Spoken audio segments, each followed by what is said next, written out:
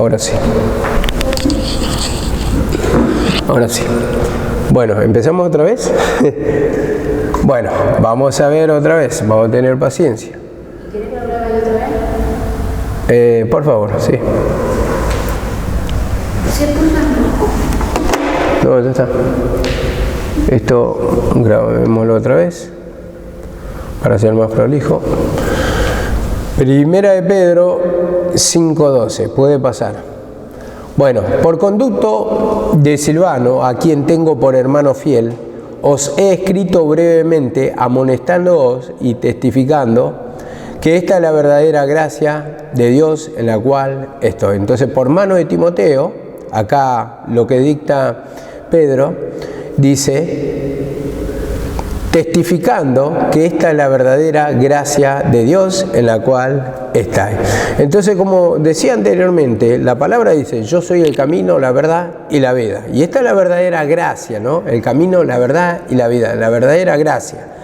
Y como dice, o entendemos que esta gracia es regalo, y ese regalo es Jesucristo ofrendado en la cruz para salvación, para liberación de nuestros pecados.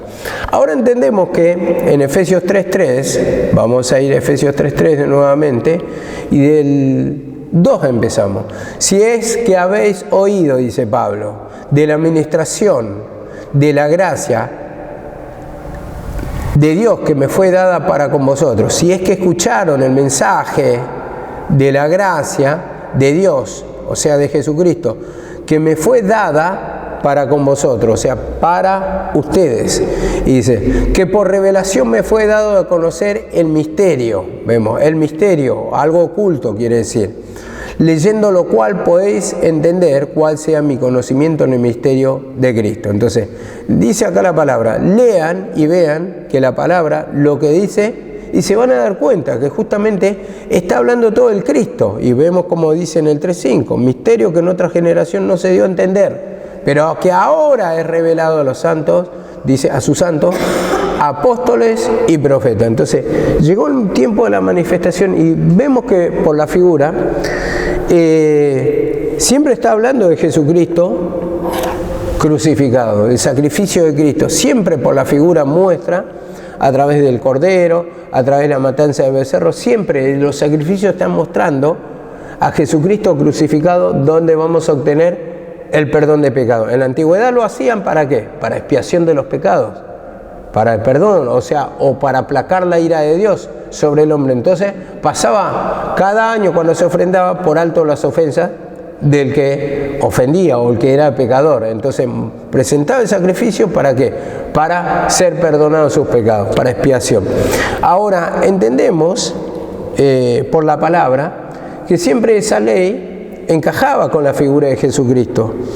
Y ustedes pueden ver, ¿no? Yo entendiendo así, meditando un poco, porque siempre hay diferentes formas de doctrinas, de enseñanza.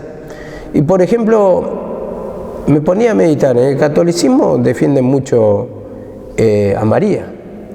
A María, cuando hacen la oración, ruega por nosotros pecadores. La palabra dice que Jesucristo es el único intermediario, el único nexo entre Dios y el hombre, el único camino. A ver, la palabra dice que nosotros entramos al lugar santísimo a través del velo por el sacrificio de Cristo. Si nosotros vemos la figura del Antiguo Testamento, siempre está mostrando la figura de Jesucristo, no muestra de María de ninguna manera, aunque la Iglesia Católica no enseña eso de, digamos, que vamos a obtener la salvación a través de María, pero sí hace hincapié en una figura importante, pero la figura nunca lo está enseñando. Simplemente fue una persona usada, una persona a la cual se le respeta, ¿no? Porque una persona que fue hija de Dios también, fue salva, nadie niega eso. Pero si lo vamos a buscar en la figura, no lo encontramos. No encontramos en qué lugar entra María ahí, en ese sentido. Entonces ahí ya entendemos que todo cabe y digamos que está alrededor de la figura de Jesucristo. Entonces lo vamos a ver por la figura, y la figura del Antiguo Testamento tiene que coincidir justamente con la figura de Jesucristo. Y ahí nos vamos a dar cuenta que la enseñanza que tenemos es correcta cuando está enfocada en Jesucristo. Ahora, cuando le añadimos, según dogma, según parecer, no, porque acá, y no lo dice directamente, pero sí, no. Si no hay figura que corresponda, entonces no puede ser una enseñanza sana, vamos a decirlo. Ahora entendemos acá vamos a Primera de Pedro 1.13. Primera de Pedro 1.13. Dice así la palabra: por tanto, ceñid vuestro entendimiento para la acción, sed sobrio, poned vuestra esperanza completamente en la gracia que se os traerá en la revelación de Jesucristo. Vemos acá la palabra, ceñid vuestro entendimiento, o como dice la otra versión de Reina Valera. ¿Qué dice la Reina Valera? Ceñid los lomos de vuestro entendimiento, esperad por completo en la gracia que se os traerá cuando Jesucristo sea manifestado. Entonces, esta es la verdadera gracia, como decíamos hoy, y está hablando todo en torno a Jesucristo, donde está el camino, la verdad, la vida, donde está la resurrección, donde está nuestra liberación. Dice así la palabra, y voy a leer de 1 de Pedro 1.10. Los profetas que profetizaron de la gracia destinada a vosotros, inquirieron y diligentemente indagaron acerca de la salvación, escudriñando qué persona y qué tiempo indicaba el Espíritu que estaba en ellos, dice, el cual le anunciaba de antemano los sufrimientos del Cristo y la gloria venidera. ¿Y esto por qué? Por las figuras también. Y como dice acá la palabra, a esto se le reveló, que no para sí mismos, sino para nosotros, administraban las cosas que ahora son anunciadas por los que os han predicado el Evangelio. Vemos, por los que han predicado el Evangelio. Vemos acá la palabra, no era para el tiempo aquel, sino para este tiempo, le está diciendo. Administraban las cosas anunciadas por los que han predicado el Evangelio. Vemos, según el Evangelio, están predicando a Jesucristo. Y dice acá la palabra 1.13, por tanto, ceñid vuestro lomo con entendimiento, entiendan, esto dice, estén despiertos, estén atentos, sed sobrios, dice, esperad por completo en la gracia de Dios, esperen por completo en el regalo o en la gracia que se os traerá cuando Jesucristo sea manifestado. Entonces, ese regalo que recibimos, ¿cuál es? Aparte de Jesucristo, la salvación. Entonces, cuando Jesucristo sea manifestado, vemos cómo muestra un antes y un después. Entonces, esta es la verdadera gracia de Dios, como dice en Primera de Pedro, en la cual está Él. Entonces, ¿dónde tenemos que poner nuestra esperanza, como dice acá? En la gracia. O sea, en Jesucristo, nuestra esperanza. A ver, ¿nuestra esperanza qué quiere decir? ¿Es que tenemos esperanza o confianza de que tenemos salvación, de que tenemos salida? Volvemos a 1 Pedro 5.12, como dice, testificando que esta es la verdadera gracia de Dios, el verdadero regalo de Dios, en la cual está ahí. Nosotros estamos en el camino de Jesucristo a través de que hemos creído que en su persona, en su sacrificio, en lo que hizo en la cruz, en la obra redentora, obtenemos perdón de pecado. Y por eso pedimos perdón nosotros, ¿para qué? Para ser libertados, porque creemos que en su manifestación hay liberación, en ese sacrificio hay liberación. Entonces, ¿nosotros cómo actuamos? Pidiendo perdón de pecados. ¿Por qué? Porque sabemos que ahí derramó poder. ¿Para qué? Para liberación de nuestra alma, para la liberación de nuestra vida. Entonces, ahí es cuando doblamos rodillas, ahí es cuando entramos en la oración, ahí es cuando confesamos nuestro pecado, pedimos perdón, porque estamos poniendo la esperanza en Él, en que Él va a ser nuestro libertador, el que nos liberta. Y cuando dice salvación, dice liberación, está diciendo lo mismo. Entonces, siempre tenemos que entender también que esa salvación es liberación del pecado. Ahora yo me pongo a meditar otras cosas, siempre una palabrita que otra. En Él obtuvimos la redención o el perdón de pecados, dice la palabra. Y hablando de la cautividad, me puse a meditar un poco. La cautividad era en ese tiempo, hoy no tenemos cautiverio en cuanto a lo natural. Pero me ponía a pensar, ¿no? la cautividad dura un tiempo. Dura un tiempo cuando sos, digamos, siempre se enseñó así, somos castigados y tenemos que trabajar el pecado porque estamos en cautiverio, estamos en cautiverio, estamos en cautiverio. Pero ahora en este tiempo, yo me pongo a meditar, todavía me falta mucho profundizar de esto. Si obtenemos el perdón de pecados a través del arrepentimiento, entonces somos libres automáticamente. No es que seguimos en el cautiverio. El cautiverio, digamos, muestra un estado en sí en las manos de Satanás, un tiempo en sí en las manos de Satanás. Pero Cristo vino a perdonarnos y a hacernos libres. Y yo creo que cuando vos sentís la liberación, automáticamente sos libre. Salís del cautiverio y entrás en un cautiverio cuando recaes en el pecado y no pedís perdón. Ahí estás cautivo. Pero cuando vos pedís perdón, otra vez salís. Sos libre, totalmente, sí. Pero después tenés que persistir en la lucha para mantenerte. Entonces muestra un estado. O sos cautivo, o como dice, en su sacrificio, fuimos libres, fuimos perdonados, fuimos sacados de ese cautiverio. Entonces muestra una figura y no otra.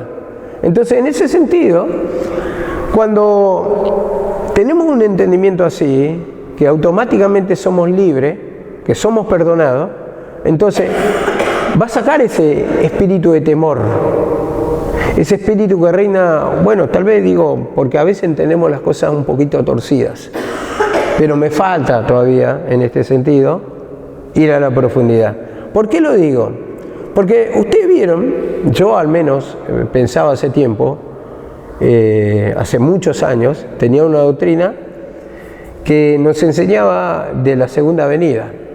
Y la segunda venida para nosotros era terrorífica en el sentido, si vos estás en pecado, te quedás en la gran tribulación. Entonces, sufrí las persecuciones, entonces hay una fila que va, después otra fila y otra fila, pero ya sufriendo.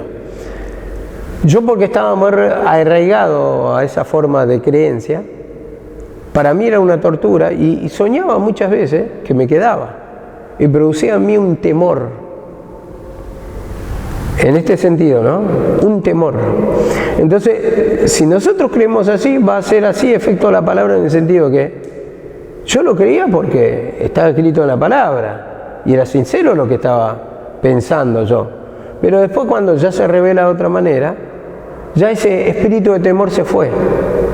¿Por qué? Porque ya no estamos esperando una segunda venida, porque sabemos que la segunda venida fue sin relación de pecado y está hablando de la crucifixión de ese tiempo, como dice, yo habito en la santidad, dice el Señor. Entonces, cuando habita en la santidad, ¿qué quiere decir? Sin relación de pecado. Entonces nosotros pedimos perdón y ya tenemos la esencia del Cristo en nuestra vida. Entonces, ya saliste del temor ese de la segunda venida, que tantos creen y que tantos tienen temor, se atemorizan o se quieren preparar. Y vemos que cuando tenemos pensamientos o forma de entendimientos torcidos, nos hacen creer y nos hacen atemorizar también. Y en ese sentido, mirando un poco el cautiverio fueron en esos tiempos y está mostrando dos estados. Cuando servían a Dios, ellos que eran libres, Dios los bendecía, Dios les daba la victoria en la batalla, pero cuando ellos eran desobedientes, ¿a dónde iban? Al cautiverio. Entonces en ese cautiverio se tenían que arrepentir y mostraba el proceso, el tortuoso, digamos prolongado, el dolor que sentían ahí, cómo eran maltratados. Y así también, cuando no hay arrepentimiento del pecado, es así. Y nos muestra dos estados de nuestra esencia. O la esencia, digamos, de bendición que es de Dios. Cuando pedimos perdón de pecado somos libres. O automáticamente ustedes, cuando oran y se quebrantan, ¿acaso no se sienten bien? ¿No se sienten libres? Y en todo ese tiempo, ustedes se tienen que mantenerse una cosa. Y estar en cautiverio, decimos, no, yo estoy en cautiverio todavía, pero fuiste libre en el sentido de que vos pediste perdón de pecado. Entonces, en ese momento sos libre. Ahora hay que mantenerse, sí, arrepentimiento, trabajar el pecado para que esa esencia se vaya menguando. Pero no es que vivamos en cautiverio, porque cuando Él nos da su perdón, nos hace libres, sale el dolor de cabeza, la opresión, la preocupación, entonces quiere decir que fuimos libres, que actuó su poder. Entonces hay que afinar un poquito más, o tengo que afinar un poquito más para tener entendimiento de esto. Lógico, lo estoy hablando ahora que estoy reflexionando muchas cosas que me va dando de a poquito el Señor. ¿Qué es el cautiverio? El cautiverio, a ver, si te perdonó o si fuiste libre en la oración, ya no estás en cautiverio. Tenés que ir trabajando. Aunque encontramos esas figuras en el Antiguo Testamento, pero el Antiguo Testamento era otro contexto, era otro tiempo que mostraban figuras para este tiempo, pero en el tiempo de Jesucristo ya somos libres nosotros. Entonces hay todo un contexto que tenemos que ir reviendo por la palabra, leyendo, que nos dé discernimiento, porque o si no, nos vamos a quedar anclados al temor. Estoy en cautiverio, estoy en cautiverio, estoy en cautiverio, estoy en cautiverio. Ahora, ¿estamos por la desobediencia? Sí. ¿Tenemos que trabajar? Sí. ¿Tenemos que tener discernimiento de cosas que nos han sucedido, que están repercutiendo en este tiempo? Pero automáticamente cuando discierno y llego a ver la gravedad profunda de mis hechos a través de trabajar el pecado, ahí me va libertando, pero ya no estoy... Es de a poquito, voy saliendo. A ver, si no encontramos la figura de la palabra del Antiguo Testamento, lo podemos encontrar esto, creo que en Esdras, cuando iban saliendo del cautiverio, de a poco. Bueno, de a poco va saliendo nuestra vida. El pueblo de a poco, nosotros de a poco estamos saliendo del cautiverio. Bueno, porque tenemos otro ejemplo que son automáticamente. El sanado del ciego no es que le devolvió la vista un tiempo y después otro tiempo y otro. O sea, los leprosos, ¿cómo eran sanados? Automáticamente, de milagro. Entonces está mostrando la liberación del pecado. Es verdad, yo digo otra vez, podemos recaer, podemos darnos cuenta un tipo de discernimiento, digamos, una profundidad chiquitita, y tenemos que descubrir más. Eso es cierto, es innegable, vamos descubriendo por la palabra. Pero cuando nosotros nos arrepentimos, en esa parte que tenemos entendimiento somos libres. Él nos hizo libre, dice la palabra. Entonces, de ahí es como que se va a desligar de esa forma, yo digo, de entendimiento un poquito errada, porque si no vamos a vivir siempre bajo el temor. Y nosotros, como leí una vez, que quiere el Señor que le sirvamos por amor, no por temor. El temor era bajo la ley, pero el amor, esa relación, ese poder que sentimos, eso es lo que quiere que sintamos ahora, y eso nos hace sentir bien porque sentimos la protección, sentimos la liberación, sentimos la esperanza. Porque imagínate, vos si decís, bueno, tengo que trabajar, ¿cuántos años va a salir? Me va a costar salir del cautiverio, y te vas a poner a pensar, tantos años, 10 años, y es como que vas perdiendo un poquito la fe, entra otra vez eso, y al final perdés la esperanza que vas a ser libre. Entonces, a ver, si nuestra forma de entendimiento es que somos perdonados, que recibimos liberación de pecado automáticamente a través de que nos arrepentimos, entonces ese espíritu de temor, ese espíritu de desilusión, podemos decir, ese espíritu de desesperanza, es que se va a ir. Entonces, de a poquito nosotros vamos trabajando y vamos poniendo más bien la fe en el perdón de Dios, en su sacrificio, porque sacrificio quiere decir perdón de pecado. Entonces, para eso sirve el sacrificio.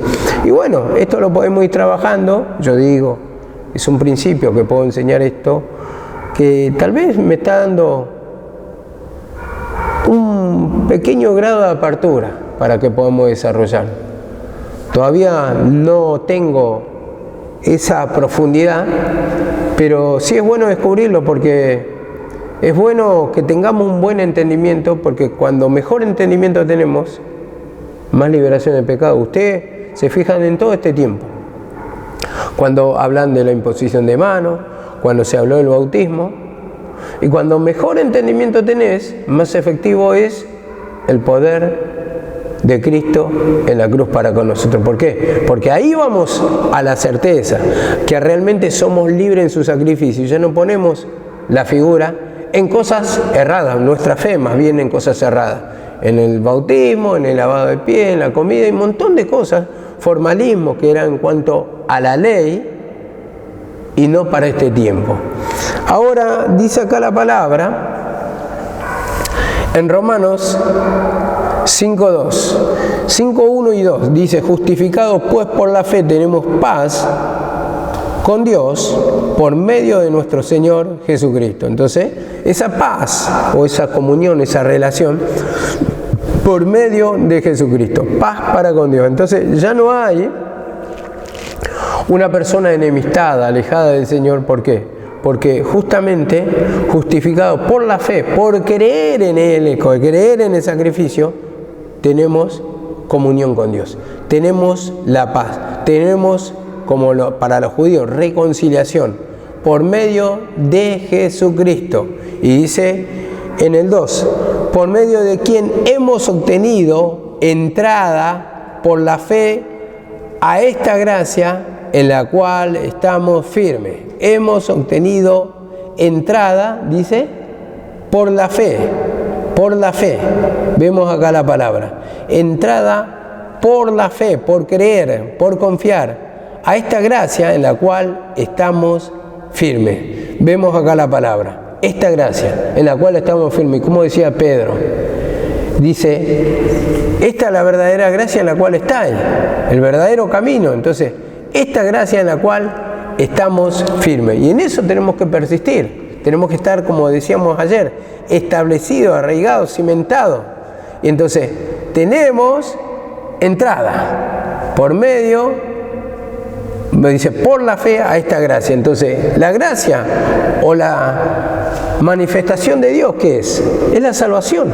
Entonces, se manifiesta el Cristo en nosotros para liberación del pecado. Entonces, para eso, justamente, está este sacrificio. Y 5:13 dice, 5:13, dice así: la iglesia que está en Babilonia, la elegida juntamente con vosotros, y Marcos, mi hijo, os saluda. La iglesia que está en Babilonia, elegida juntamente con vosotros. Vemos acá la palabra, elegida. Y esa es la palabra clave que quería desarrollar. Nosotros somos elegidos cuando ¿qué? Cuando creemos. Entonces nos usa como instrumento. A ver, también dice otro versículo, la realidad, pero acá está hablando de los que creyeron, entonces son elegidos como instrumento, como hijos de Dios, porque dice también la palabra que Dios quiere que todos se arrepienten, nadie se pierda, que todos procedan al arrepentimiento. Pero, como lo dice acá la palabra, también vamos a tocarlo, en 2 de Juan 1:1, que dice con respecto a la elegida, dice: el anciano a la señora escogida y a sus hijos. Vemos acá la palabra, la señora escogida y a sus hijos. Vemos acá la palabra, el anciano, Juan, a la señora escogida, tal vez la que estaba pastoreando, y a sus hijos. Vemos acá la palabra, los que tal vez son creyentes en esa iglesia, a quienes amo la verdad. Y vemos acá en 2 de Juan, también usa el mismo término. Se dice mucho, se cuenta, que Juan escribió así por miedo a que estas cartas sean interceptadas, sean encontradas. ¿Por quién? Por los opositores. Entonces, por eso no da nombre, el anciano a la señora escogida y a sus hijos. ¿Por qué? Porque había mucha persecución en ese tiempo. Y acá en 2 de Juan 1:13 dice: te saludan los hijos de tu hermana escogida. Vemos acá, tu hermana escogida. Ahora, ¿qué me dice en 1 de Pedro 1:1 y 2? Vemos, dice así la palabra: Pedro, apóstol de Jesucristo, a los expatriados de la dispersión en el Ponto, Galacia, Capadocia, Asia y Bitinia, elegidos, dice, según la presciencia de Dios Padre en santificación del Espíritu, para obedecer y ser rociados con la sangre de Jesucristo, gracia y paz sean multiplicadas. Vemos acá la palabra, elegido según la presencia de Dios. Entonces, ¿qué quiere decir presciencia? Quiere decir conocimiento de las cosas futuras. Entonces, Dios sabe quién va a aceptar. Él ya conoce los corazones. Entonces dice, elegido según el conocimiento de Dios, de antemano, para santificación del Espíritu. Para que sean santificados en el Espíritu. Para obedecer, vemos acá la palabra, obedecer y ser rociado con la sangre de Jesucristo. Entonces, en este sentido, a Pablo también lo conoció. Y vemos que en capítulo 8 lo escribe. Después, cuando le habla al rey Agripa, también lo escribe Pablo en 3 visiones. Cuenta lo mismo, en tres capítulos. No fui rebelde a la visión. Dice, Pablo, dura cosa te dar goce contra mí. Y dice, ¿quién eres, Señor? Yo soy Cristo, a quien tú persigues. Entonces él cuenta, yo no fui rebelde a la visión. Entonces, ¿qué está diciendo ahí?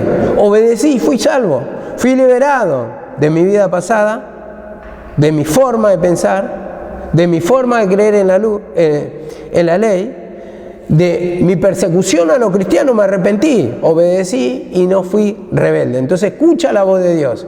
Entonces Dios conocía el corazón de antemano que iba a obedecer, en este caso Pablo.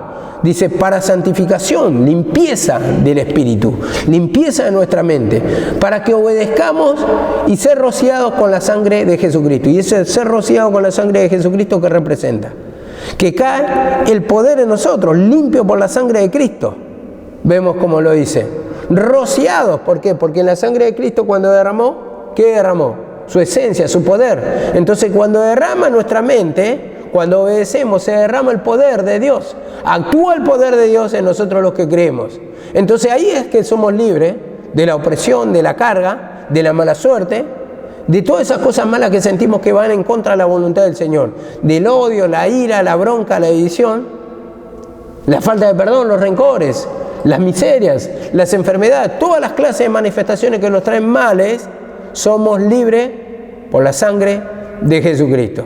Vemos acá la palabra en Jeremías que nos dice con respecto a que el Señor nos elige y nos le elige de antemano, como dice acá Jeremías 1:5, dice, antes que te formase en el vientre te conocí, y antes que naciese te santifiqué y te di por profeta a las naciones. Antes, porque conocía de antemano, según la presciencia de Dios, conocimiento de que te vas a doblegar. ¿Cómo lo dijo el Señor a Ananías? Hay un tal Pablo, recíbele, porque este me es instrumento útil, que va a predicar, dice, a los reyes, escogido, instrumento escogido me es este. Entonces, vemos que después, en eventos futuros, él fue y predicó, como dice, en el pretorio, donde vivía el pretor, cerca de la cárcel. O sea, ahí fue a predicar, donde estaban también los senados romanos, había mucha gente de influencia. Llegó hasta Agripa, llegó a otros con influencia, llegó a varios con influencia. Y predicó ante reyes. Vemos cómo fue un instrumento escogido y el Señor sabía que iba a predicar. Entonces ya conocía su corazón de antemano. Y como dice, antes que te formase en el vientre te conocí, y antes que naciese te santifiqué, te di salvación, te di liberación, te di por profeta a las naciones. Y dice en el 7, y me dijo Jehová, no digas soy un niño, porque a todo lo que te envíe irás tú, y dirás todo lo que te mande. Entonces, dirás todo lo que te mande. Entonces, acá hubo una obediencia, según el mandato de Dios. Entonces, Dios conocía el corazón. Entonces, así también, el corazón de cada uno conoce, como conoció también el corazón de Judas, que lo iba a traicionar, pero había gente que lo iba a obedecer también. Y en este sentido, dice acá en el 1:9 de Jeremías, y extendió Jehová su mano y tocó mi boca y me dijo, he aquí, pongo mis palabras en tu boca. Y cuando dice tocó mi boca, ¿qué está diciendo? Tocó mi alma, tocó mi corazón, como decimos vulgarmente. Entonces, a ver, tocó, me quebrantó, tocó mi vida y puso palabras en mi boca. Entonces, una vez que llega el Señor con el poder, llega a tocar tu vida, llega a tocar tu alma, te llega a doblegar, a quebrantar la palabra de Dios, pone palabras. Te da ese entendimiento, ¿para qué? Para predicar. Entonces ese mismo poder que entra a tu vida, va a entrar en la vida de otro. Pero necesita tocar primeramente tu vida y por eso conoces quiénes van a obedecer. A ver, Mateo 22:11. ¿Qué dice la palabra? Bueno, habla de los convidados a la cena. Y vemos que uno entró con vestidura, y voy a leerlo todo, el 22:11. Y entró el rey para ver a los convidados y vio allí a un hombre que no estaba con vestidos de boda. Y le dijo, amigo, ¿cómo entraste aquí sin estar vestido de boda? Mas él enmudeció. Entonces el rey dijo a los que servían, atadle de pies y manos y echarle afuera en las tinieblas. Allí será el lloro y el crujir de dientes, porque muchos son los llamados y pocos los escogidos. Pues entonces, el Señor llama a todos, pero pocos son los escogidos. ¿Por qué? Porque pocos son los que se arrepienten, los que obedecen, los que se dejan gobernar por el Señor. Entonces vemos acá la palabra, está hablando de salvación, y en sí, para nuestro tiempo, o para nuestro estado, vamos a decir, nosotros que somos salvos, el Señor muchas veces nos quiere escoger con un instrumento, nos escoge a todas las personas. Pero ¿por qué usa a unos pocos? Porque unos pocos son los que se rinden, los que se arrepienten. Entonces, muchos son los llamados. Y tal vez digo, en el sentido de salvación que acá está hablando, es así. Pero en el sentido también de administrar el servicio para el Señor, a todos nos llama. El Señor no hace excepción de personas. Pero pocos son los escogidos, ¿por qué? Porque no hay arrepentimiento. Y en ese sentido, muchos juegan con el tiempo, la misericordia de Dios, dejan pasar los años, no se forman, no se arrepienten, sigue de una misma manera de pensar, se endurecen, va pasando el tiempo y van recibiendo perjuicio. Van atrasando el tiempo de Dios y van atrasando también, en este caso, la bendición. Y por eso dice la palabra, pocos son los escogidos. Hubo un tiempo que siempre se le decía, a mi mamá se la criticaba, porque dice, escoge a sus hijos para predicar. Porque tiene afecto, los pone a sus hijos. A ver, ¿quién había otro en ese tiempo? Antes que sean ustedes, estoy hablando más de 15 años atrás. Y no había ninguno que se estaba preparando, digamos, para poder predicar. Eran pocos. Primeramente, bueno, fue mi tía Eunice. Pero bueno, mi tío Eunice después tuvo su iglesia con mi tío Abel, y después se preparó Karina, después ya vino otro instrumento, después ya vine yo también preparándome de a poco, y después otro instrumento, ahora están siguiendo, otros vinieron mucho más después, pero había pocos en sí, siempre hubo pocos, porque el Señor conoce los corazones. Entonces, en ese sentido, para escogernos, necesitamos el quebrantamiento. En este caso habla de salvación, digo. Pero nosotros tenemos que obedecer a la voz de Dios. En el sentido, hay un sacrificio, hay un perdón de pecado, y acá hay una preparación, hay una liberación, hay un uso de un instrumento, ¿para qué? Para llevar la palabra, como en el caso de Jeremías. Y dice así la palabra en Juan 6:61. Vemos en el 6:64, vamos directamente. Pero cuando dice, bueno, 6:63 vamos a leer. El espíritu es el que da vida, la carne para nada aprovecha. Las palabras que yo os he hablado son espíritu y son vida. Pero hay algunos de vosotros que no creen.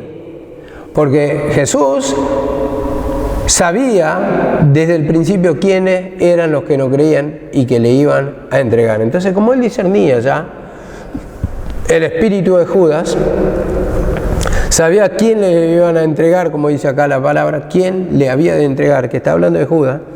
Entonces, está discerniendo. Hay algunos de vosotros que no creen, que tienen incredulidad, primeramente, porque estaban casi todos en ese sentido, en ese lugar. ¿Por qué? Porque no tenían entendimiento todavía pleno. Muchos se le abrió el entendimiento después, como Tomás, el incrédulo. No sé, es incrédulo Tomás. ¿Por qué? Porque puso su mano en el costado. Después de la resurrección a otros entendieron. Los discípulos de Emaús, cuando le hablaba, dicen, no había un fuego. Cuando nos hablaba a nosotros, nos sentíamos un fuego. Y dice que discernieron después que era Jesús, pero ya no estaba ahí junto a ellos. Vemos cómo después fueron y confirmaron a los otros apóstoles cuando lo encontraron, a los otros discípulos.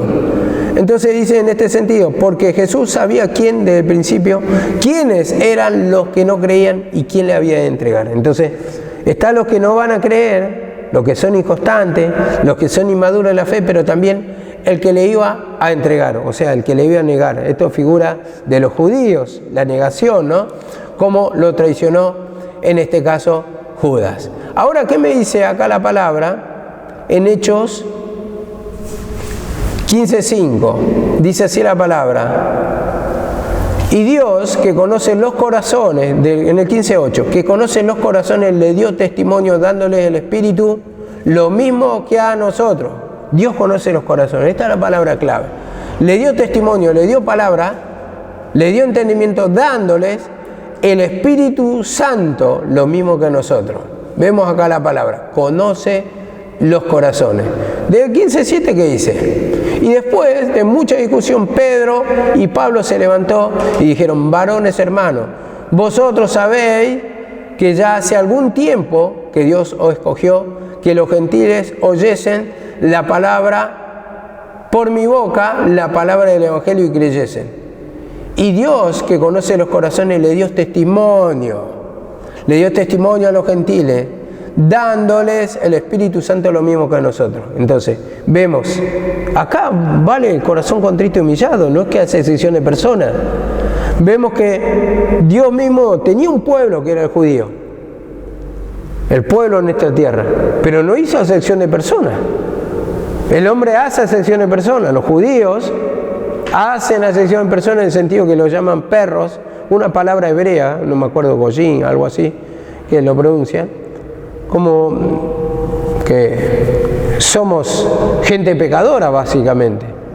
Pero Dios no hace acepción de personas, eligió tanto gentiles, tanto judíos. Si hay arrepentimiento, Él conoce los corazones. Y entonces así también, hermano, el Señor no va a hacer excepción de personas con nosotros. Hay muchos que dicen, no, pero no tengo entendimiento, y no me dan entendimiento, y no sé qué voy a hacer. Y piensa que el Evangelio es para un círculo cerrado, o los, digamos, servidores son un círculo cerrado, los que van a predicar en un círculo cerrado, los que van a recibir el poder de la liberación, el Espíritu Santo, el entendimiento, es un círculo cerrado, ¿no? No, el Señor, como dice, si tiene falta de entendimiento, pídala, y Dios dará abundantemente y sin reproche. Pídala. ¿Y por qué no tenemos entendimiento? Es porque no hay un interés real, o porque muchas veces no es consciente uno y no trabaja el pecado. Dame entendimiento. No dejes la responsabilidad. El instrumento puede tener entendimiento, te lo va a transmitir, pero vos vas a seguir sin el entendimiento. ¿Por qué? Porque, a ver, es como, voy a dar un ejemplo. Es como que yo sea cocinero y le enseño a cocinar a ustedes. Pero ustedes están viendo, pero nunca entran en la práctica. Entonces, no vas a aprender a cocinar por ver y escuchar. Poner arroz, poner esto, poner lo otro. Dejarle una cocción de 10 minutos y no. Para eso tenés que entrar en la acción. Y la acción, digo, la preparación. Y ser sincero, que no sabés. Y ahí es poner mano a la obra, en el sentido de que con la palabra, cuando quiero el mensaje, cuando quiero el entendimiento, tengo que entrar justamente en la presencia de Dios. Abriendo la Biblia transmitiéndome la palabra, pidiendo el entendimiento que no sé, tengo que ser sincero, no lo sé, para que me dé el entendimiento. Entonces ahí es el Señor que nos va a hablar. Ahora cuando creemos que sabemos todo, somos sabios en nuestra propia opinión, entonces ahí es que estamos errados.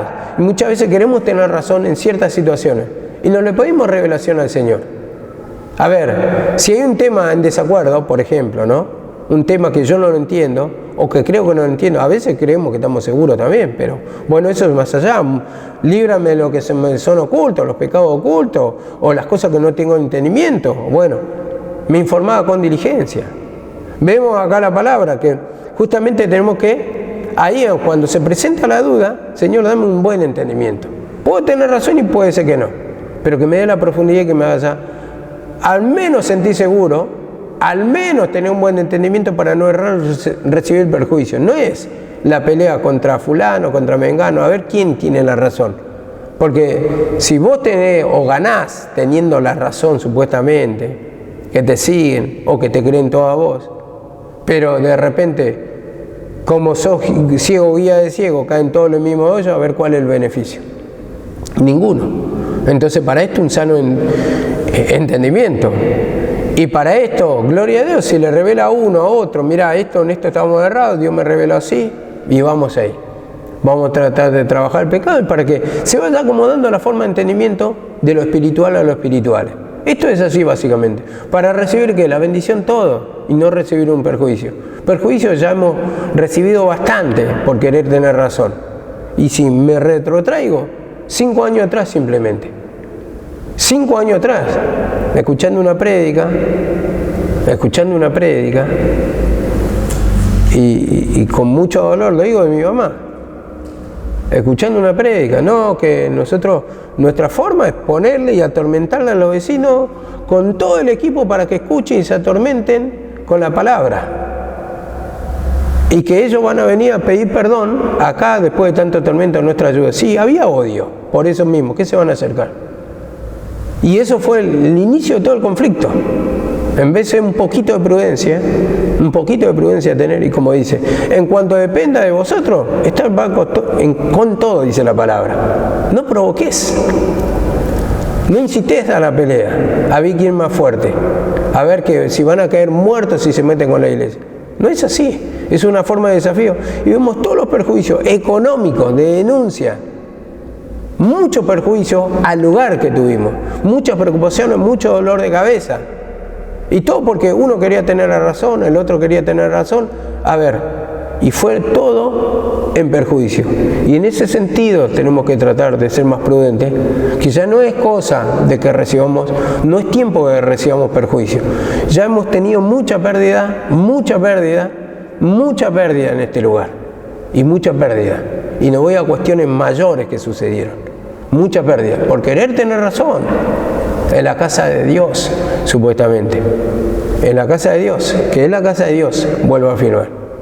Es la casa de Dios. Pero en la casa de Dios, movimientos errados, que por querer tener razón, que están todos protegidos acá, que no van a recibir ninguna clase de perjuicio. Ahí mismo, Satanás está en todos lados, no se trata de edificios. Digo, chiquitos, digo criaturas que han sido maltratadas aquí, que fueron para perjuicio, cosas que sucedieron mayores para perjuicio, supuestamente protegidos en la casa de Dios. Y en la casa de Dios están sufriendo maltrato, abuso, mucho trastorno. Entonces esas cosas son las que tenemos que abrir un poquito más la mente, en el sentido de Señor, dame buen entendimiento, que todo sea para edificación, nuestro consejo, y no para presionar, para que tenga razón, porque si perjudicamos a la persona, Dios nos pida cuenta a nosotros. Si la persona lleva pérdida, nos pide cuenta a nosotros. Si la persona se quita la vida, nos pide cuenta a nosotros. Porque nosotros somos los que estamos dando consejos, los que estamos presionando, los que estamos aconsejando, los que estamos dirigiendo. Entonces, en ese sentido somos responsables nosotros. Y muchas veces queremos tener razón. Sí, así, No importa cómo, pero es la verdad. No importa cómo, y no es así. Importa el cómo. Porque los consejos pueden estar muchas veces bien, pero las formas en que lo hacemos son erradas. Entonces, cuando empieza el maltrato, ahí yo creo que ya no actúe de Dios. Y vamos a decir, no, pero muchas veces cuando vos estás mal, confundís maltrato con consejo de Dios. No, estamos hablando de maltrato. Después está la decisión de la persona. Dios no obliga, como digo. Dios aconseja. Después está la decisión de la persona. Pero que esa persona no se sienta obligada, presionada, porque yo le estoy diciendo. Porque yo soy la cabeza. Porque yo estoy mandando. Porque ahí empieza después, cuando uno está en desacuerdo como pueblo, empieza el disimulo. El que yo no estoy de acuerdo, entonces trata de no entrar en la pelea, en la discusión, y vive presionado, pero no se halla el lugar, no se contenta con el lugar, no se quiere congregar, no quiere aprender la palabra, no se siente a gusto, no se siente en comunión. Y lo tomamos todo, es rebelde. Entonces es fácil así, hermano, pensar, pero ¿qué pasa? Dios nos pide cuenta como dirigente, entonces ahí es cuando tenemos que ser un poquito más sabios, de darle consejos. La verdad sí, está, pero ¿cómo la doy? O sea, yo tengo dos formas de ordenar como jefe, digamos, si soy jefe, soy patrón, o mandarle, pedirle bien a la persona, o simplemente mandonearle, como se dice, a los gritos, tratándole mal. ¿Y cómo se va a sentir el obrero, el que está siendo empleado? ¿Se va a sentir bien en un lugar? Mirá, tengo la experiencia esta. Tenía un compañero. En nuestro trabajo no ganábamos muy bien, o no ganábamos bien directamente. Y se fue en un lugar que ganaba bastante mejor. Aumentó medio sueldo, podemos decir. Pero al tiempo vino, a los 2 años vino con nosotros otra vez y dice, prefiero ganar menos, pero allá me tenían a las corridas, vamos a decir, maltrato. Y prefiero, estoy acá, estoy tranquilo. Por lo menos no tengo el patrón que me está jodiendo, me está soplando la nuca todo el tiempo. Y bueno, en ese sentido, digamos que así también en nuestra vida es lo mismo. Tenemos que tener ese discernimiento para ver cómo estamos hablando, cómo estamos actuando. ¿Puede pasar alguna vez? ¿Podemos caer alguna vez? Seguro. Pero que el Señor no nos pide cuenta a nosotros. Amén.